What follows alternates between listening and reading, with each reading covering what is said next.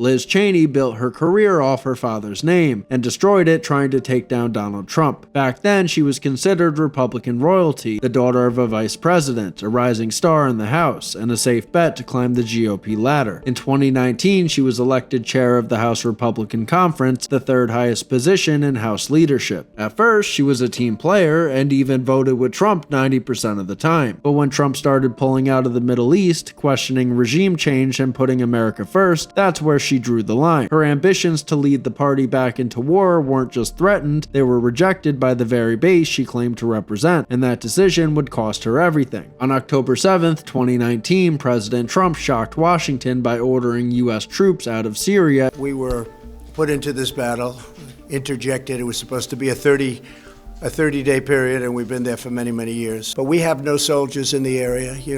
We're getting out of the endless wars. We have to do it.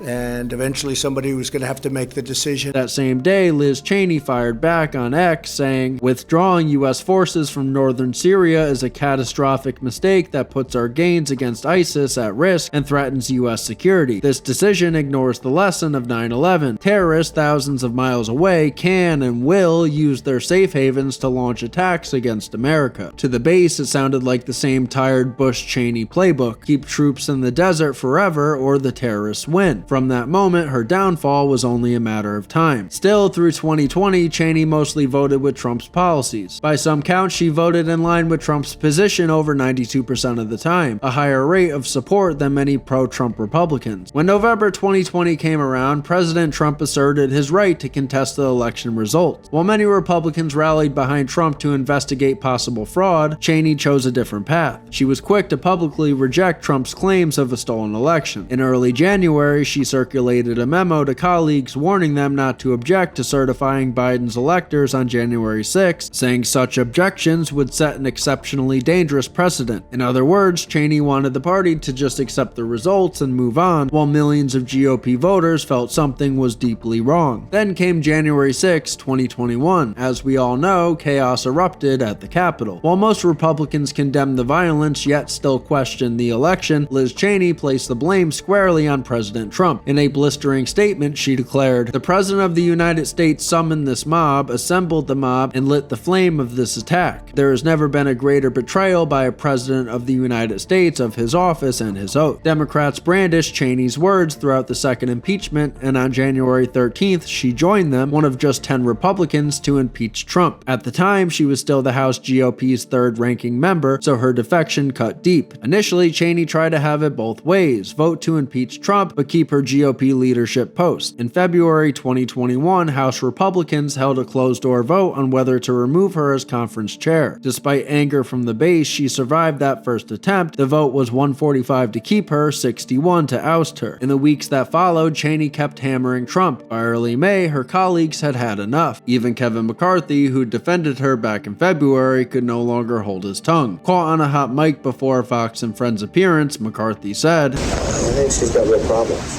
I've lost confidence.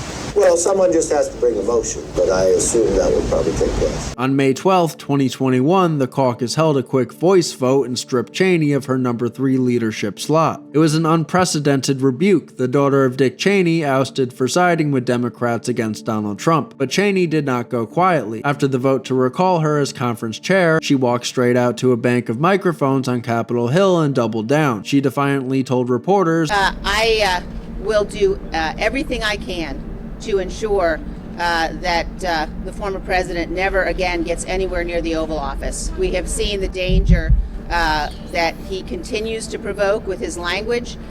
We have seen his lack of commitment and dedication to the Constitution.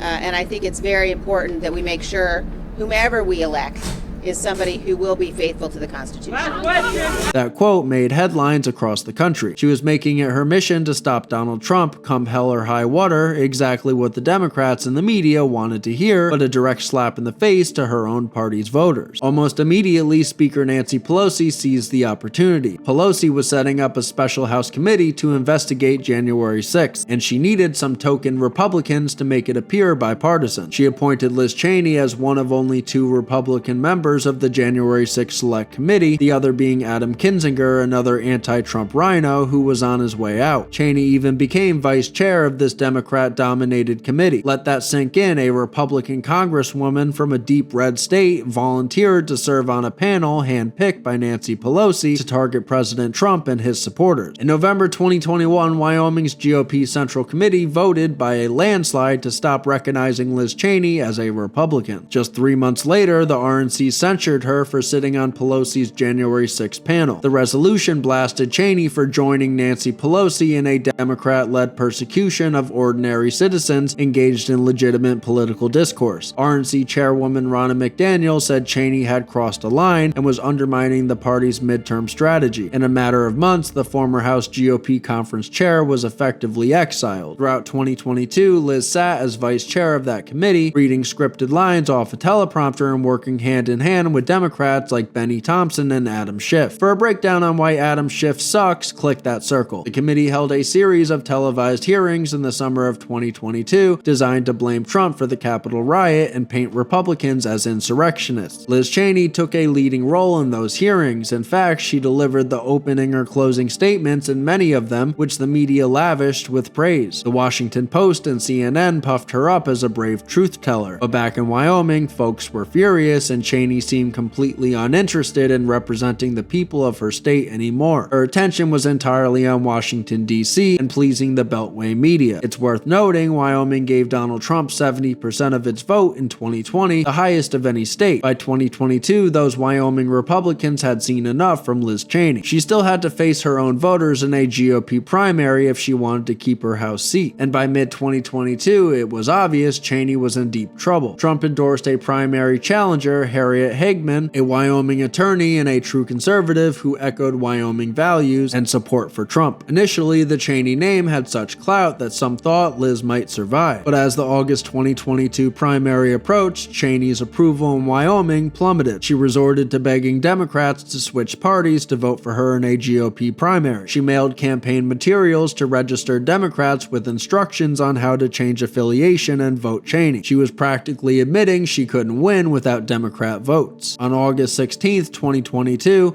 Wyoming Republicans delivered a landslide verdict. Cheney was crushed in the primary, just 28.9% to Harriet Hageman's nearly 66%, one of the worst defeats any sitting member of Congress has ever suffered. Wyoming voters sent a crystal clear message. You're fired.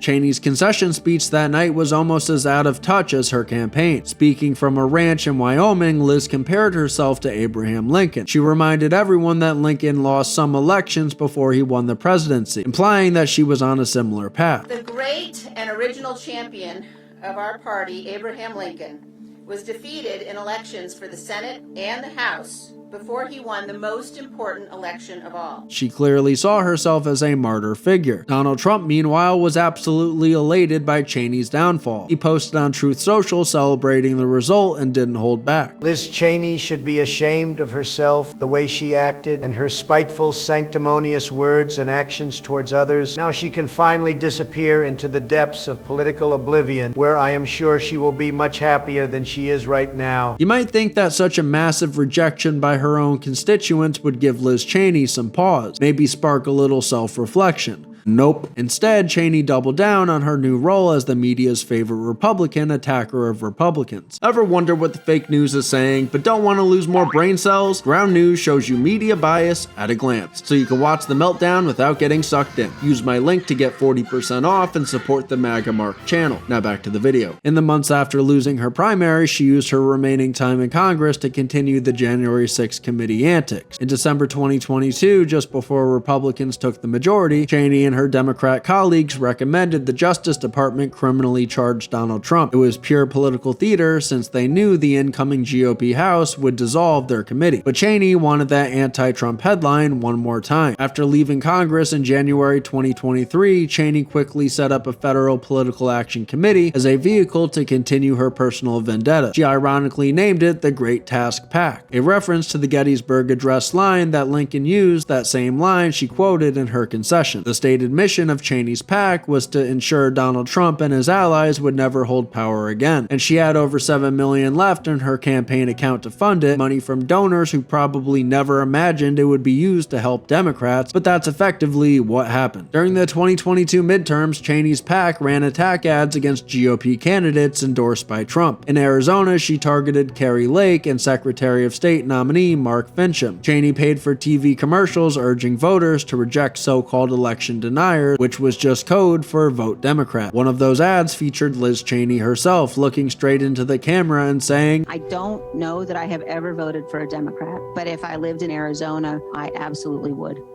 You have a candidate for governor, Kari Lake. You have a candidate for Secretary of State, Mark Finchem, both of whom have said that they will only honor the results of an election if they agree with it.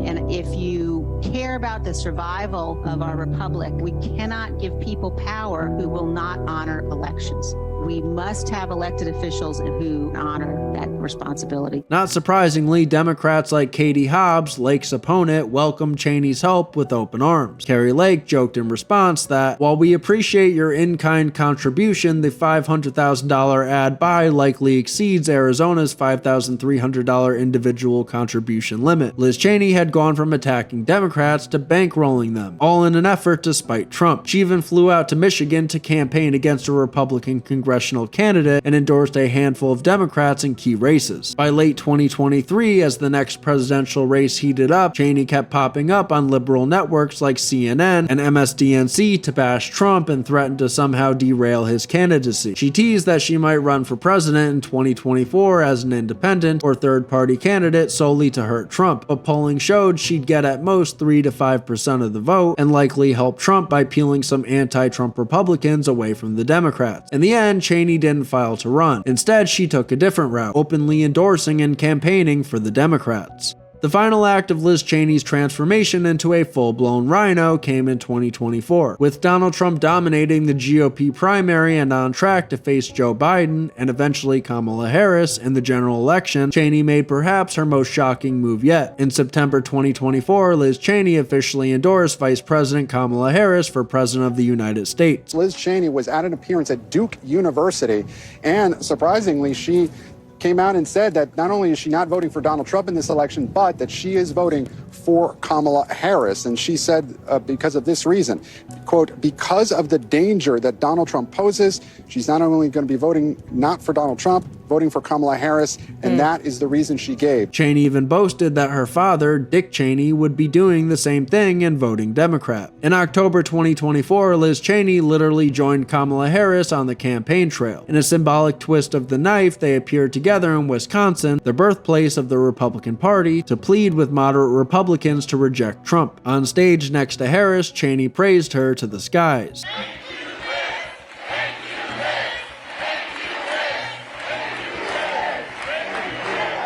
Thank you. But mostly we're not going back.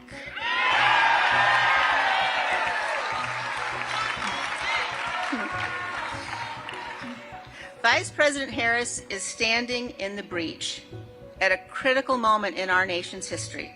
She's working to unite reasonable people from all across the political spectrum. For Harris and the Democrats, Liz was just a useful prop. Look, even Republican Liz Cheney says vote for us. Of course, none of this stopped Donald Trump. Despite Liz Cheney's efforts, Trump went on to win the 2024 election, annihilating Kamala Harris. The repudiation of Cheney's crusade could not have been more clear. She bet everything on trying to take down Trump, and she failed. The MAGA movement emerged stronger than ever, while Liz Cheney was now politically homeless. On January 2nd, 2025, just days before leaving office, President Joe Biden awarded Liz Cheney the Presidential Citizens Medal, the second highest civilian honor. He gave the same medal to several others who had served on the January 6th committee. And if that wasn't symbolic enough, Biden also issued her a presidential pardon, shielding her from any future investigations into potential abuses of power tied to her betrayals. You couldn't ask for a more poetic image of where her loyalties ended up.